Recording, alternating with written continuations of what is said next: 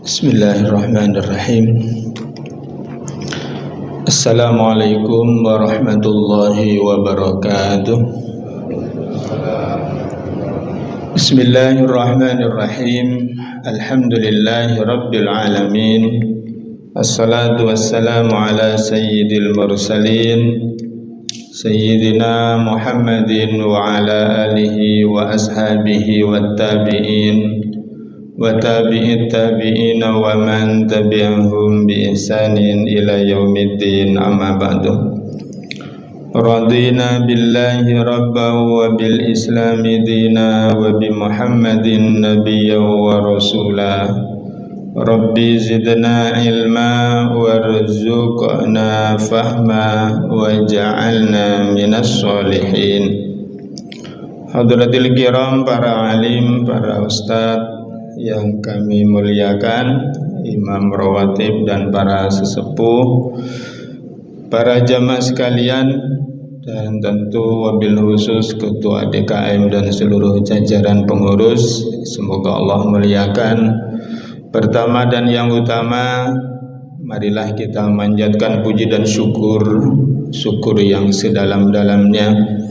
Allah melimpahkan rahmat dan kasih sayangnya kepada kita semua. Pagi ini kita bisa dipertemukan lagi oleh Allah dalam satu majelis. InsyaAllah mudah-mudahan ini merupakan majelis ilmu, majelis yang diperintah oleh Allah dan juga yang dibanggakan oleh Allah, diceritakan oleh Allah di hadapan para malaikatnya. Para hadirin jamaah yang dimuliakan Allah Subhanahu wa taala, semoga kita menjadi hamba-hamba Allah yang pandai bersyukur kepada Allah Subhanahu wa taala. Mengawali taklim ini, mari kita buka sama-sama dengan membaca Ummul Quran, suratul Fatihah. Mudah-mudahan kita semua dalam majelis ini mendapatkan keberkahan dari Allah. Dan juga mudah-mudahan semua orang yang pernah berinfak, pernah berwakaf, mulai dari sejak awal masjid ini sampai dengan hari ini, mudah-mudahan juga mendapatkan bagian pahalanya dari setiap kegiatan-kegiatan di masjid. Al-Fatihah. A'udzubillahi minasyaitonir rajim. Bismillahirrahmanirrahim. Alhamdulillahi rabbil alamin arrahmanir rahim maliki yaumiddin. Iyyaka na'budu wa iyyaka nasta'in. Ihdinas siratal mustaqim. Siratal ladzina an'amta 'alaihim ghairil maghdubi 'alaihim waladdallin. Amin. Para hadirin jamaah yang dimuliakan Allah Subhanahu wa taala, hari ini kita sudah masuk bulan Rabiul Awal. Kalau yang saya punya kalender hijriahnya udah di tanggal 2 Rabiul Awal. Kalender hisab tunggal global pun juga kalau saya tidak hilaf juga tanggal 2 Rabiul Awal. Dan juga bertepatan dengan 15 Agustus. Satu momen, dua hal yang menjadi penting bagi kita.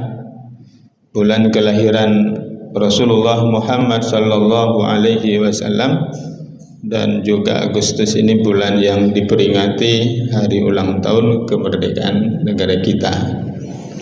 Para hadirin jamaah yang dimuliakan Allah Subhanahu wa taala, karenanya pagi ini kita memulai materi tentang bagaimana kita menguatkan rasa cinta kita kepada baginda Rasulullah Muhammad sallallahu alaihi wasallam, karena beliau juga dihadirkan ke muka bumi ini dalam rangka memerdekakan manusia. InsyaAllah mudah-mudahan selesai. Kalau tidak selesai, ya nanti tak kasih filenya aja lah. Para hadirin jamaah yang dimuliakan Allah Subhanahu wa taala, kita nanti akan bahas tentang sekilas ya tentang nasab Nabi dan ciri-ciri fisik Nabi, kebiasaan Nabi, makanan minuman kesukaan Nabi, warna kesukaan Nabi, kemudian perbuatan Nabi, apakah seluruhnya itu hukum syara atau ada hal-hal yang manusia biasa gitu ya. Kemudian bagaimana kita tahu tentang besarnya cinta Nabi kepada umatnya dan bagaimana cinta kita kepada Nabi Muhammad sallallahu alaihi wasallam. Para hadirin jamaah yang dimuliakan Allah Subhanahu wa taala, kita awali dengan satu ayat Al-Qur'an di surah Ibrahim ayat pertama. Allah Subhanahu wa taala berfirman, A'udzu billahi minasy syaithanir rajim. Alif lam ra.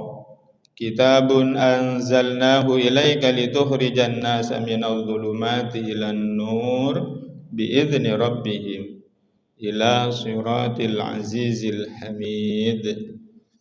Alif lam ra, ini adalah kitab Al-Qur'an yang kami turunkan kepadamu, yaitu Nabi Muhammad, agar engkau Muhammad mengeluarkan manusia dari berbagai kegelapan kepada cahaya terang benderang dengan izin Tuhan mereka.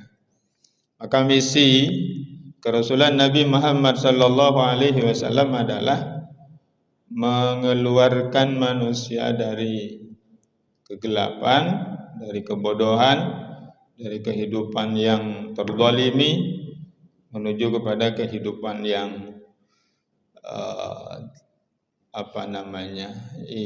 yang tercerahkan, kehidupan yang katakanlah terbebas dari berbagai penghambaan kepada selain menghamba hanya kepada Allah Subhanahu wa taala. Itulah yang disebut dengan merdeka yang hakiki. Ketika manusia itu terbebas dari penghambaan kepada sesama hamba, hanya berhamba kepada si pencipta hamba, yaitu Allah Subhanahu wa taala. Oleh karena itu maka Rasulullah sallallahu alaihi wasallam pada saat mau mengutus Mu'adz bin Jabal, saat Mu'adz bin Jabal mau berangkat ke Yaman, pesannya Nabi kepada Mu'adz bin Jabal, apa kata beliau? Innaka taqdamu ala qaumin min ahlil kitab. Falyakun awwala ma tad'uhum ila ayyuwahhidullah ta'ala. Beliau memberi pesan kepada Mu'adz bin Jabal. Kata beliau apa? Sungguhnya engkau Mu'adz akan mendatangi suatu kaum dari kalangan ahli kitab. Maka hendaklah perkara pertama yang kau dakwahkan, yang kau serukan kepada mereka adalah agar mereka mentauhidkan Allah. Nah, kemerdekaan yang hakiki sebenarnya adalah tauhid. Artinya apa? Terbebas dari menghamba, dijajah dari berbagai makhluk. Kalau sebuah bangsa terbebas dari penjajahan bangsa-bangsa lain, dia hanya tunduk pada Allah semata. Para hadirin jamaah yang dimuliakan Allah Subhanahu wa taala. Baru lanjutan hadis ini, kalau mereka sudah menerima itu, kata Rasulullah, baru ajaklah mereka sholat. Setelah itu kalau mereka mau menerima mengerjakan sholat, ajaklah mereka, mintalah mereka untuk mengeluarkan zakat. Nah, hadirin jamaah yang dimuliakan Allah Subhanahu wa taala. Oleh karena itu maka sesuai dengan tema tadi, menguatkan cinta. Memang Allah memerintahkan kepada kita untuk mencintai Nabi sallallahu alaihi wasallam. Allah berfirman, "Qul in kuntum tuhibbunallah fattabi'uni yuhibbukumullah wa yaghfir lakum dzunubakum wallahu ghafurur rahim." Katakanlah, hai Muhammad, Allah memerintahkan kepada Nabi agar mengatakan kepada umatnya, Jika kamu mencintai Allah, ikuti aku. Niscaya Allah akan mencintaimu dan mengampuni dosa-dosamu. Maka Allah Maha Pengampun lagi Maha Penyayang. Maka cinta, Allah memerintahkan agar cintanya itu tertingginya kepada Allah dan kepada Rasulullah Muhammad SAW. Cinta kepada negeri, kepada bangsa, kepada tanah air adalah dalam rangka cintanya kepada Allah Subhanahu wa taala. Sebagaimana Rasulullah SAW, Nabi Muhammad cinta kepada tempat kelahiran beliau, Mekah. Saat beliau mau hijrah itu, saat mau meninggalkan kota Mekah, beliau berbalik, lalu bilang beliau kepada Mekah, andaikan kalian, orang-orang kalian ini tidak tidak bersikap keras lah, bagaimana sikap kalian terhadap dakwah yang aku sampaikan, niscaya aku tak akan meninggalkanmu. Artinya Nabi cinta juga dengan tempat kelahirannya, itu fitrah. Sebagaimana kita juga cinta dengan tanah air ini merupakan fitrah. Cinta tempat kelahiran.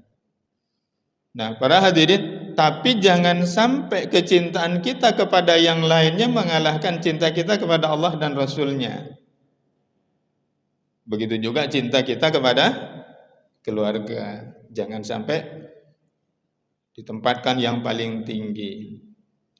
Dan kemudian apa? Cinta. Kalau mengaku cinta kepada Allah dan Rasulnya, maka berarti mengikuti Rasulullah Muhammad sallallahu alaihi wasallam. Ini yang saya barusan sampaikan. Para hadirin jamaah yang dimuliakan Allah Subhanahu wa taala,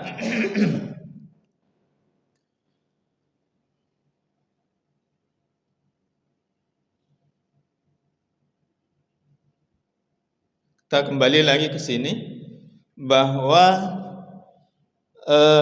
untuk mencintai Nabi Sallallahu Alaihi Wasallam paling tidak kita harus kenal banyak hal tentang Nabi. Para hadirin jamaah yang dimuliakan Allah, seberapa kenal kita dengan Rasulullah Muhammad Sallallahu Alaihi Wasallam? Kalau nasab ayah kita tahu enggak kita?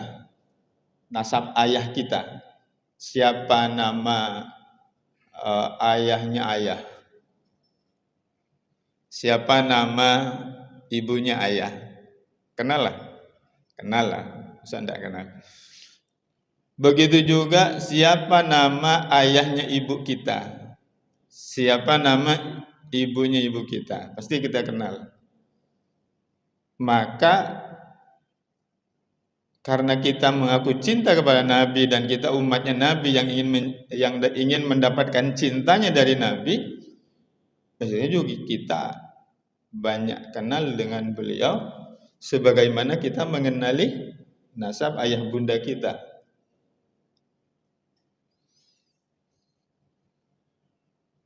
Apa makanan kesukaan ayah kita? Kita tentu tahu. Karena kita dekat dengan ayah kita. Apa makanan kesukaan ibu kita? Kita juga tahu. Apa kebiasaan ayah dan ibu kita? Kita pun juga tahu. Maka semestinya kita juga mesti tahu apa makanan kesukaan Nabi Sallallahu Alaihi Wasallam. Apa kebiasaan Nabi Sallallahu Alaihi Wasallam mulai dari sejak remaja? Apa kesukaan makanan Nabi? Apa kesukaan warna Nabi? Ya? Warna kesukaan Nabi maksudnya. Maka kita mesti harus tahu itu. Walaupun bagi kita, termasuk juga bagi Nabi, itu hal yang biasa bahwa setiap orang suka dengan makanan ini dan itu hal biasa, bagi kita pun juga boleh. Tapi kalau kemudian kita tahu bahwa Nabi memiliki kesukaan seperti ini, seperti itu, lalu kita karena mencintai beliau lalu kemudian meniru apa yang menjadi kesukaan Nabi, disitulah nilai lebihnya. Di situ kemudian nilai lebihnya. Misalnya nanti akan ada slide bahwa Nabi itu suka dengan warna putih. Maka kemudian kita tahu hal itu karena cinta kita kepada Nabi, lalu kemudian menyukai juga warna putih misalnya. Nah, hadirin jamaah yang dimuliakan Allah Subhanahu wa taala, begitu juga nasab. Maka kita mesti harus tahu tentang nasab Nabi Muhammad SAW. Siapa ayahnya, siapa kakeknya, siapa ibunya, ya. Kakek dari ayah, kakek dari ibu. Ini adalah struktur silsilah Nabi SAW, terbatas hanya sampai kurang lebih 7 ke atas ya, 7 tangga ke atas lah katakan begitu. Muhammad bin Abdullah bin Abdul Muttalib bin Hashim bin Abdul Manaf bin Qusay bin Kilab bin Murrah dan seterusnya. Maka kalau di sini ada Abu Sufyan, yang kita tahu dalam sirah, Abu Sufyan itu dulu adalah pernah memusuhi Nabi, itu sebenarnya saudara sepupunya itu. Saudara sepupunya.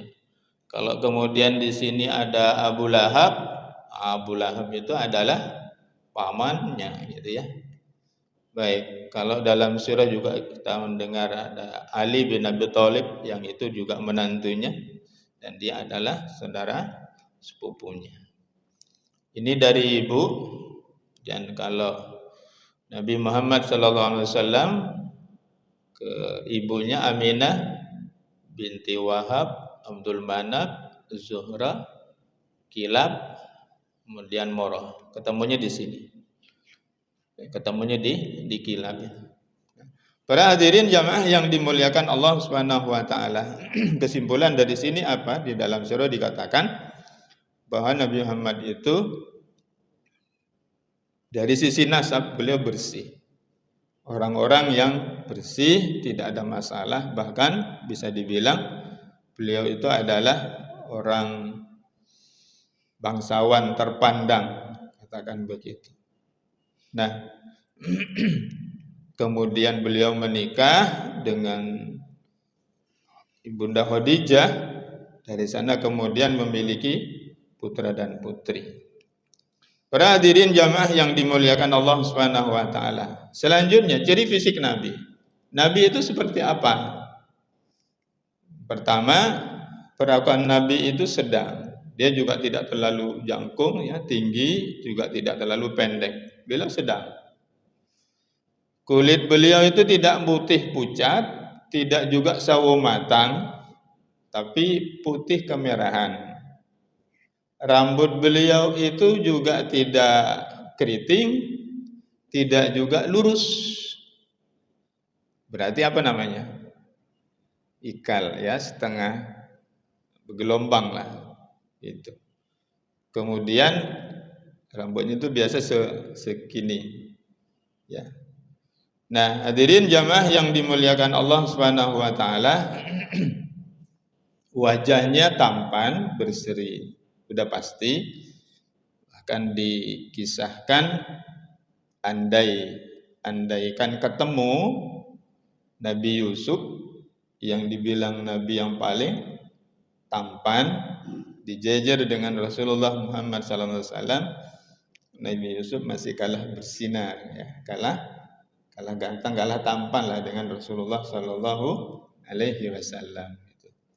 Nah, itulah gambaran gitu ya, bayangan. Dan sejarawan mulai zaman itu sampai dengan hari ini tak boleh dan tak ada yang berani melukis, menggambar wajah Nabi, sosok Nabi.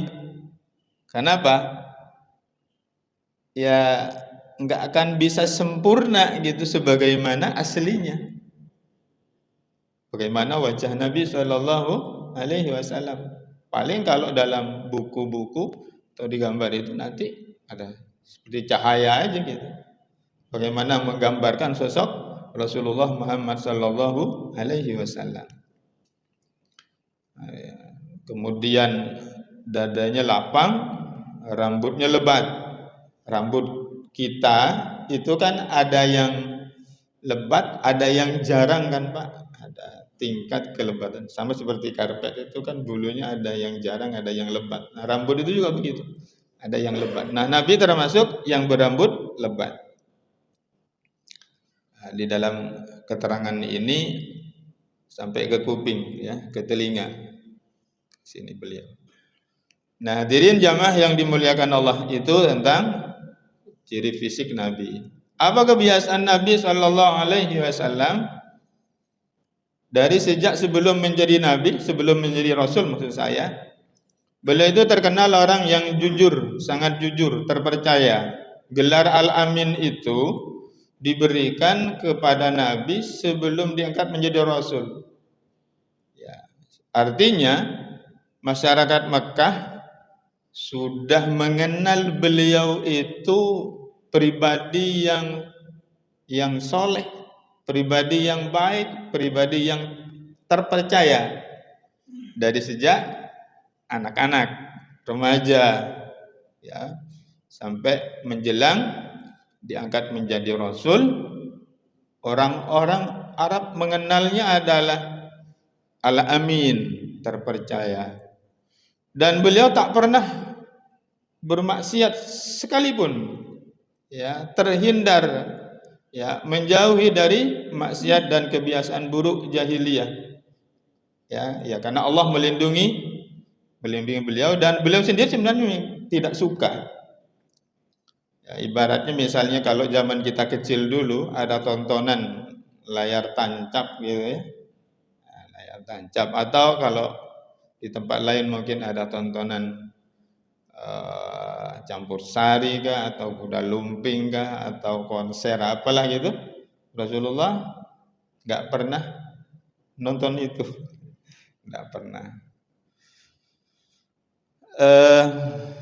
Justru beliau sukanya menolong dan menyambung silaturahim.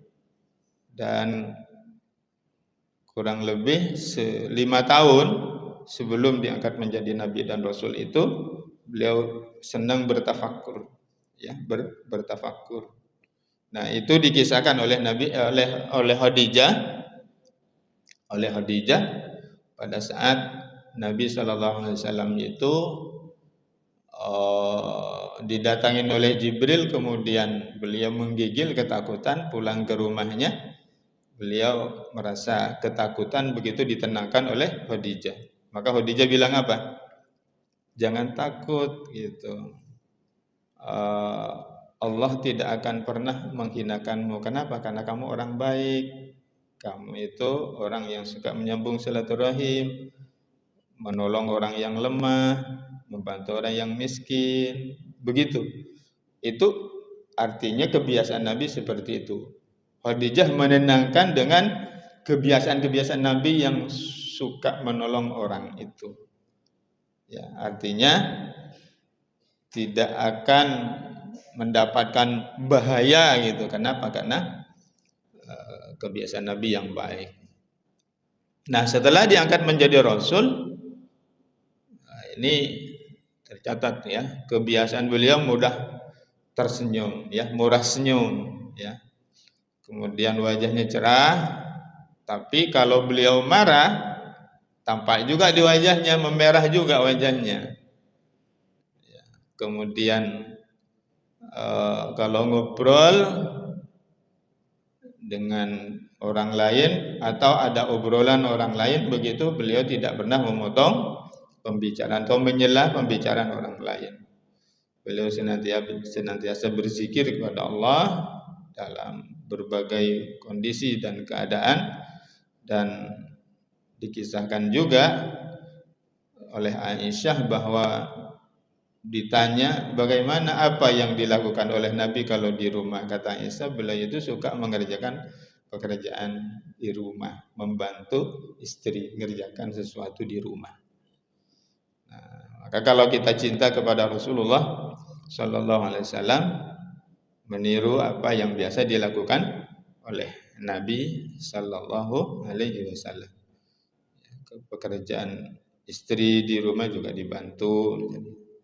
Nah, hadirin jamaah yang dimuliakan Allah Subhanahu wa taala, tambahan ada beberapa sikap perbuatan ya, fisik yang dilarang oleh Nabi sallallahu alaihi wasallam kepada kita. Yang pertama, saat kita menunggu salat itu memposisikan tangan seperti ini namanya tasbik. Ini dilarang, tidak boleh. Mau berangkat dari rumah juga begitu, tidak boleh. Menunggu salat sambil menunggu iqamah tidak boleh dengan posisi tangan dibuat seperti ini. Ya, setelah selesai sholat pun, habis sholat mau berzikir, posisi seperti ini dilarang. Ya, ada yang mengatakan haram, ada yang mengatakan makruh. Tapi kalau di luar sholat katanya tidak apa-apa. Nah, hadirin jamaah yang dimuliakan Allah, ini yang dilarang. Yang kedua, duduk bertumpu pada tangan kiri di belakang punggung. Duduk begini juga enggak boleh ya. Dilarang. Habis sholat duduk begini, atau sambil nunggu sholat duduknya begini. Bersandar dengan tangan kiri, lengan kiri.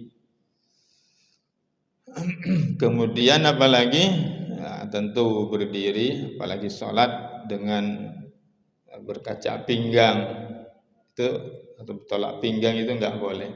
Di luar sholat pun kesannya juga pasti orang ini adalah sombong, arogan, terlalu percaya diri, ya. Apalagi di dalam sholat. Jadi sikap seperti ini dilarang. Kemudian apalagi duduk iq'a seperti anjing atau serigala pada saat sholat ya.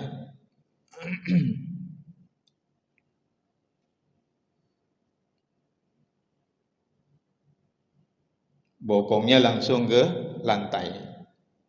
Duduk pada saat sholat itu tidak boleh. Kan duduk sholat kita itu kan masih menduduki, menempelkan sebagiannya ke kaki kita kan. Bahkan kalau duduk tahiyat awal itu kan kita duduknya di atas kaki kiri kan gitu.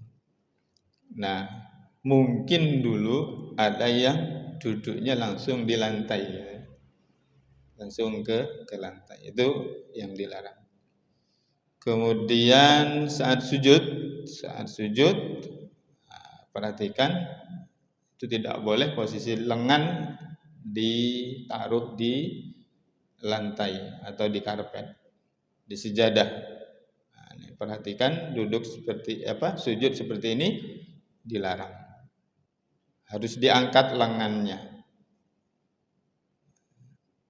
Dan sujud itu ada tujuh anggota sujud yang harus nempel ya, yang harus nempel di lantai di tempat sholat. 7 itu ya wajah. Sempurnanya wajah itu adalah ini, dan ini tidak tertutup oleh songkok ataupun imamah ataupun yang lainnya dari ini. Kemudian hidung. Walaupun ada juga yang mengatakan dahi sudah cukup. Tapi sempurnanya adalah dahi dan hidung rata menyentuh sejadah atau tempat sujud. Itu 1, kemudian 2 dan 3 kedua telapak tangan. Tangan kanan dan tangan kiri, berarti 3 sudah. 1, 2, 3. Dan karenanya tak boleh pada saat sujud itu posisi menggenggam atau posisi begini gitu ya. Pada saat sujud, karena harus telapak ya. Kemudian apa lagi? Kedua lutut. kedua lutut. 4 dan 5, kedua lutut. Kemudian yang 6 dan ke-7, telapak jari kaki. Bukan punggung jari kaki. Tapi ulangin, telapak jari kaki yang mesti harus nempel. Berarti kalau ini jari kaki yang harus nempel begini.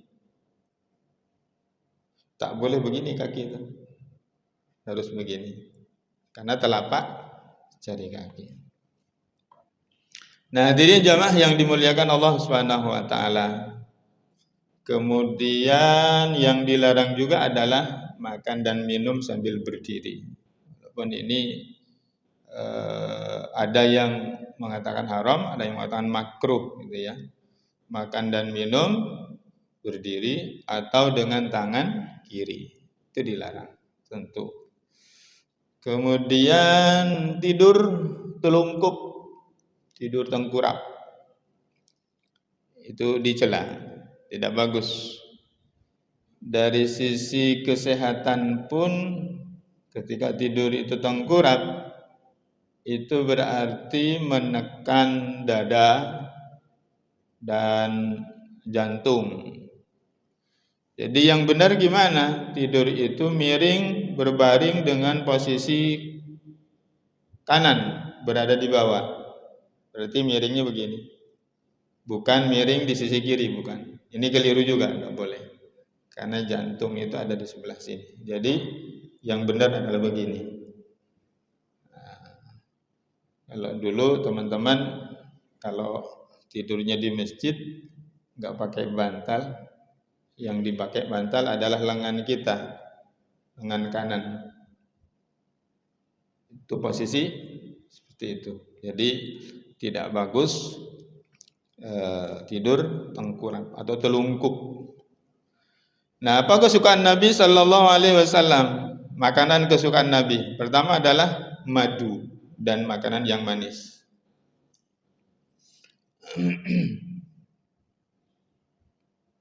Kalau kita menyukai makanan ini karena kecintaan kita, ini makanan Nabi, kesukaan Nabi gitu, maka di situ kemudian ada kebaikan di sana. Ya. Kalau kita kemudian suka juga dengan madu karena ini kesukaan Nabi, makanan kesukaan Nabi, lalu kita suka juga dengan madu itu karena kita mencintai Nabi. Nah, disitulah kemudian ada kebaikan, ada pahala. Karena cintanya kepada Nabi itulah pahalanya. Sedikit lagi, kurma, khususnya kurma ajwa, itu juga makanan kesukaan Nabi. Bahkan ada keterangan, barang siapa mengkonsumsi 7 butir kurma ajwa pada pagi hari, maka pada hari itu dia akan tidak akan tertimpa bahaya racun maupun sihir. Ada keterangan begitu ya. Nah, yang pasti pilihan Nabi itu tepat. Ketika Nabi memilih madu, memilih kurma, itu pasti pilihan yang tepat. Kemudian daging paha kambing.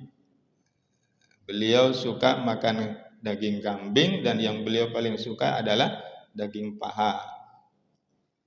Nah, kalau bapak-bapak juga suka dengan daging kambing, paha depan gitu.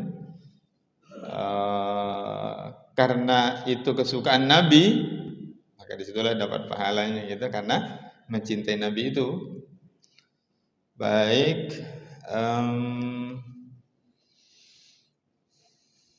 roti remuk yang disiram dengan kuah daging namanya sarit. Ini makanan kesukaan Nabi Sallallahu Alaihi Wasallam. Jangan tanya, Pak, enggak ada nasi kuning kan, gitu, atau enggak ada soto kan, gitu, yang disukai Nabi. Mungkin karena di sana dulu belum ada soto, Pak ya. Terus labu air, waluh, itu beliau suka juga. Kemudian minuman dingin dan manis. Beliau juga suka. Bahkan kalau ada hidangan panas itu ditunggunya sampai dingin.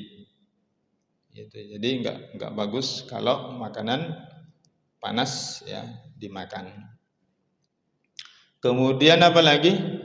Beliau menyukai susu murni, al-laban. Barang siapa yang diberi rezeki makanan oleh Allah, hendaklah berdoa, ya Allah, Allahumma barik lana fihi wa ad'imna khairan minhu. Dan barang siapa yang diberi rezeki minuman susu oleh Allah, hendaklah berdoa, Allahumma barik lana fihi wa zidna minhu. Ya Allah, berkahilah kami padanya dan tambahkanlah untuk kami darinya. Maksudnya dari rezeki susu itu. Jadi ada doa tertentu dari Nabi SAW ketika ada minum susu. Kemudian cuka. Kata Nabi, cuka itu lauk pauk. Bahkan dikatakan lauk pauk terbaik. Allah alam, nampaknya ini harus ada penelitian ini. Kenapa dikatakan cuka itu lauk pauk terbaik gitu dari Nabi Shallallahu Alaihi Wasallam. Nah, tidak punya apa-apa, hanya adanya cuka ya Rasulullah, gitu kan? Kemudian ya sudah, itu lauk terbaik itu. Gitu. Kalau dulu zaman saya kecil, nenek saya itu biasa makan ikan bakar dengan cuka. Tapi dicampur juga dengan lombok. Beliau juga suka semangka, dimakan bersama dengan kurma basah. Ini beliau ya. Berarti saat itu ada semangka ya Pak ya. Di Madinah udah ada semangka saat itu. Nah, hadirin jamaah yang dimuliakan Allah Subhanahu wa taala. Warna sekarang, dikit lagi. Warna kesukaan Nabi Shallallahu Alaihi Wasallam. Nabi suka warna putih dan ada perintah khusus kepada kita untuk menyukai warna putih. Kalau yang lainnya kan nggak diperintah, hanya Nabi suka gitu. Kalau ini Nabi perintah, pakailah pakaian kalian yang berwarna putih. Dan Nabi suka dengan warna putih. Ya. Makanya kain kafan itu putih. Sebenarnya boleh saja Pak kain kafan itu dengan warna yang lain. Boleh saja sebenarnya. Tapi karena yang utama adalah putih, maka kemudian rata-rata kemudian putih. Hijau. Warna hijau juga. Nabi suka dengan warna hijau. Aku melihat Rasulullah SAW mengenakan 2 helai pakaian yang berwarna hijau. Nah, kalau ada habaib itu kita lihat ada pakaian hijau imamahnya atau surbannya dan seterusnya, mungkin ya karena beliau ya suka dengan warna hijau. Kemudian selain putih, hijau, ada warna yang lain? Oh, ada ternyata. Merah salur yang bergaris. Beliau pernah mengenakan pakaian berwarna merah salur, merah bergaris, bukan merah menyala bendera gitu ya, bukan, tapi merah yang ada motif garis-garisnya. Itu warna kesukaan Nabi. Nah, terakhir adalah ada perbuatan Nabi Shallallahu Alaihi Wasallam. Apakah seluruh perbuatan Nabi itu adalah hukum syara yang harus kita tiru, atau sebagiannya justru dilarang? Nah, ini yang perlu kita pahami. Perlu diketahui hadirin jamaah rahimakumullah. Yang pertama, perbuatan Nabi itu ada yang jibiliyah. Jibiliyah itu adalah perbuatan yang dilakukan Nabi berdasarkan tabiat Nabi. Ya, misalnya apa? Beliau berjalan, bagaimana cara jalan Nabi itu, kemudian duduk, gerak tubuh spontan Nabi seperti apa, kemudian mimik Nabi seperti apa, itu jibiliyah gitu. Bagi kita apa hukumnya meniru Nabi seperti apa? Ya boleh aja gitu. Tapi tidak wajib dan tidak juga sunnah. Tapi boleh. Ya, seperti tadi makanan kesukaan apa itu, hukumnya bagi kita apa? Ya boleh aja bagi kita, bagi Nabi juga boleh, bagi kita juga boleh. Tapi nanti akan ada nilainya kalau kita itu melakukan hal itu karena kita mencintai Nabi Shallallahu Alaihi Wasallam. Kemudian yang kedua, ada perbuatan adiyah atau dunyawiyah, urusan dunia, termasuk misalnya urusan sains dan teknologi. Ya, itu boleh saja. Ya, gaya pakaian Arab tentu beda dengan gaya model pakaian Indonesia misalnya. Hanya satu prinsip yang perlu dipegang adalah dalam hal berpakaian itu menutup aurat. Nah, itu kan. Adapun modelnya mau sarung seperti kita atau gamis atau celana panjang atau seperti apa itu boleh saja. Tapi prinsip yang paling penting adalah karena itu prinsipnya adalah menutup aurat gitu. Ini perbuatan Nabi misalnya berjubah. Adapun hadis bahwa pada imamah dan seterusnya itu ada hadisnya, maka kalau mencintai Nabi karena Nabi suka itu, maka kemudian disitulah pahalanya. Kemudian yang ketiga, ada perbuatan yang memang khusus bagi Nabi. Nah, kalau perbuatan yang khusus bagi Nabi ini justru kita dilarang mencontoh. Jangan semuanya dari Nabi itu dicontoh. Ada perbuatan yang hanya khusus untuk Nabi, kita dilarang mencontoh. Apa? Kita mewajibkan diri tahajud misalnya gitu. Karena bagi Nabi itu wajib. Kita tidak wajib itu sholat tahajud. Sholat duha juga begitu, bagi Nabi itu juga wajib. Bagi kita tidak wajib. Maka kalau kemudian kita mewajibkan diri karena Nabi melakukan hal itu malah justru tidak boleh, dilarang. Nabi boleh puasa wisol, puasa terus menerus, ya dari subuh hingga subuh gitu. Nabi boleh, kita tidak boleh. Nabi boleh memiliki istri lebih dari 4. Kita mau mencontoh Nabi, istri 9. Tidak boleh ya.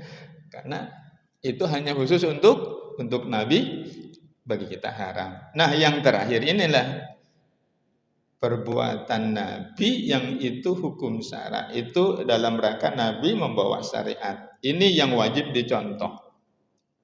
Dalam hal apa? Dalam akidah, ibadah, muamalah, semuanya. Ya, misalnya tentang tata cara sholat. Bagaimana tata cara sholat? Itulah hukum syara bagi kita. Mencontoh Nabi. Tata cara wudhu, manasik haji, cara bisnis. Cara bisnis seperti apa? Termasuk hukum pidana dan seterusnya.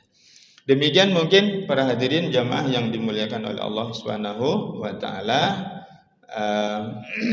Karena kita dibatasin oleh waktu, sebenarnya masih ada 2 poin lagi yang kita bisa bahas, tetapi karena saya takut mendolimi panjenengan, saya akhiri sampai di sini terlebih dahulu. Nanti saya akan coba kirimkan filenya kepada pengurus, mudah-mudahan bisa di-share, bisa dibaca. Hadanallah yakum ajma'in, ihdinas siratal mustaqim. Kalau ada yang ingin diobrolin mungkin bisa setelah saya tutup ini insyaallah. Hadanallah, kita akhiri dengan hamdalah dan doa kafaratul majelis. Alhamdulillahirabbil alamin. Subhanakallahumma bihamdika asyhadu an la ilaha illa anta astaghfiruka wa atubu ilaik. Wassalamualaikum warahmatullahi wabarakatuh.